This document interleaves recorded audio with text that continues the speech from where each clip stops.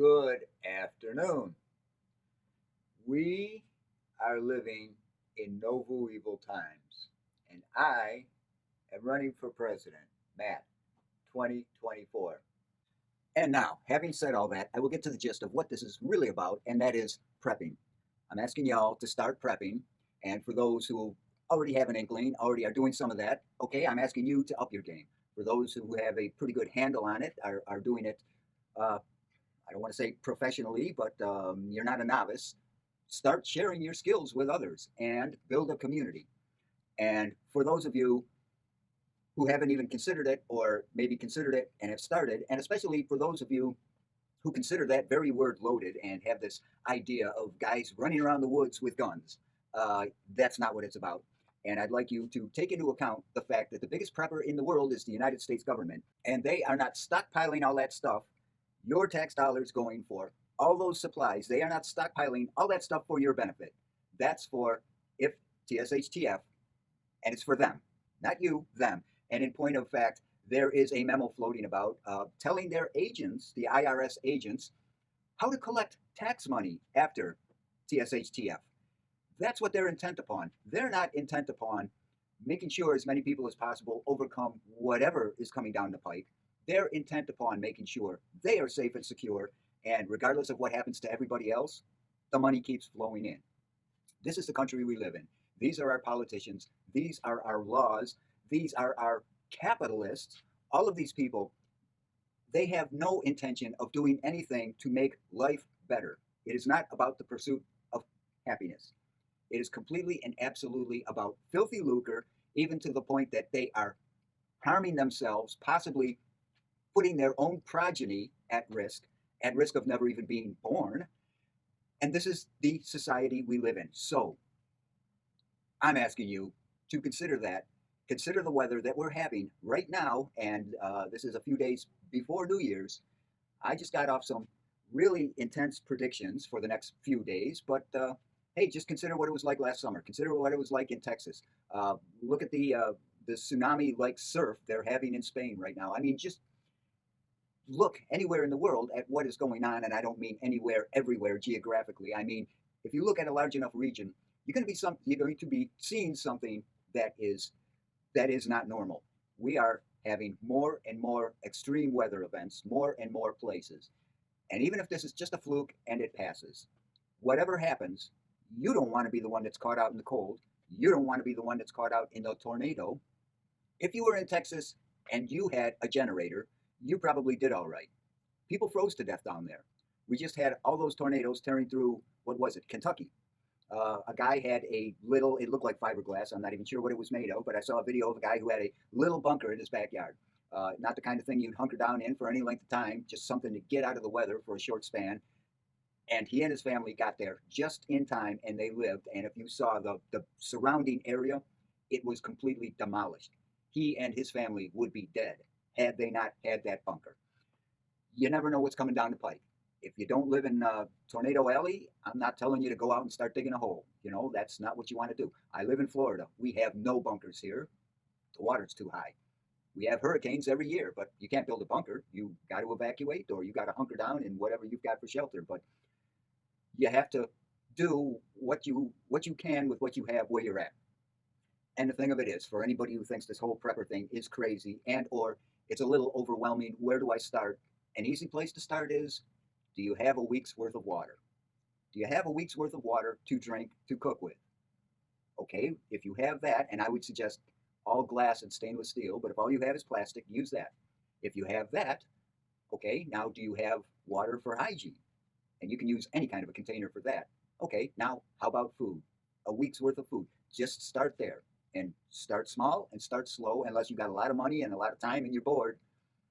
Just start learning. There's a lot involved, but you know, air, water, food. You don't have to worry about sleep and staying warm because if you don't have those three, especially starting with air, it doesn't matter how cold you are. If you're suffocating, bye bye. But forget the air for now. I'm not asking you to all run out and get gas masks, but that might be a consideration in the future. The thing is, you never know what's coming down the pike, but air, water, food. You pretty much can count on the air. You always have, but okay, water, food. then start worrying about the other things. You know, do I have fuel? Can I build a fire? All that other stuff. But that can come later. Communication. Do I have a ham radio? I am just getting into that. I bought one and I now have to learn how to use it. It's pretty complicated, not in the actual physical setup of the radio itself and how it works, although there's some involved with that. But you get into licensing and all the different frequencies and what you can and cannot use, and that's a whole bundle of information right there I'm going to have to tackle. But, you know, a little bit at a time. That's how I'm doing it. That's the only way I can do it. If I could figure it all out and buy everything I need right now, I would do that. But hey, I'm human. I have my limitations. I accept those. I'll do what I can as I can. The biggest thing for me, the biggest hurdle for me is going to be building a community because I don't have really friends or even much in the way of acquaintances here yet. So I'm going to have to work on that.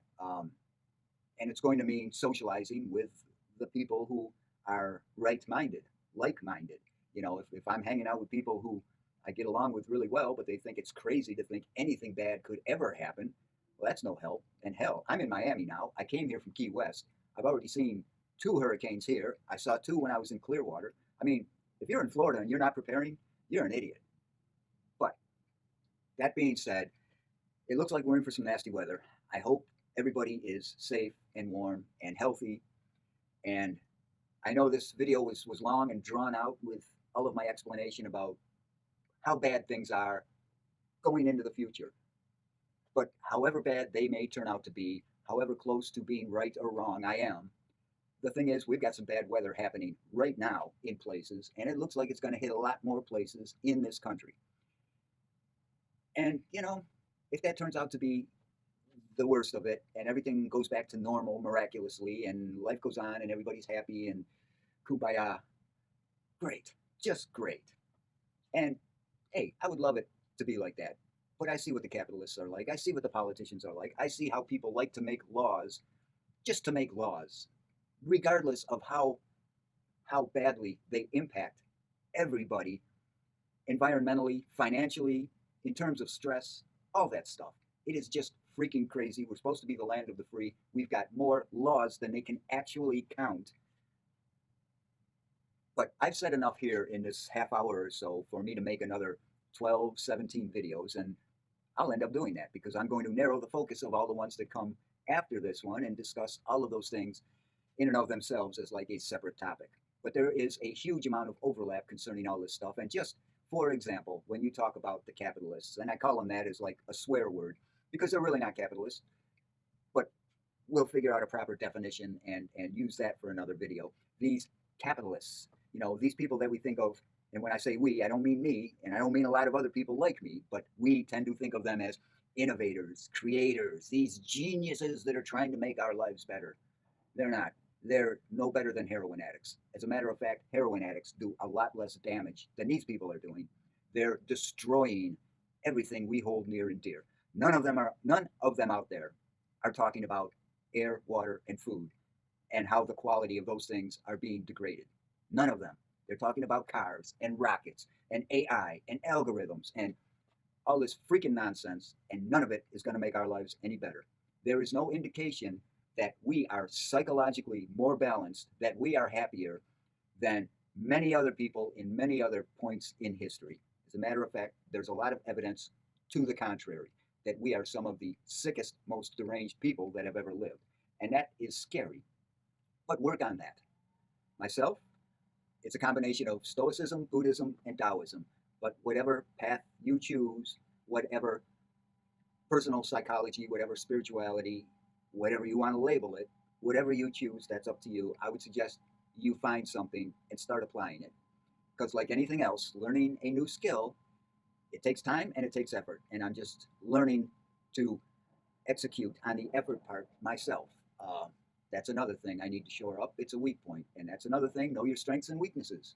Play to your strengths and do what you can to shore up your weaknesses. I would just like to end this by saying, we are living in Novueval times, and growth is rebellion. They want you to stay small. In order for them to succeed, they need your complicity. I thank you for watching.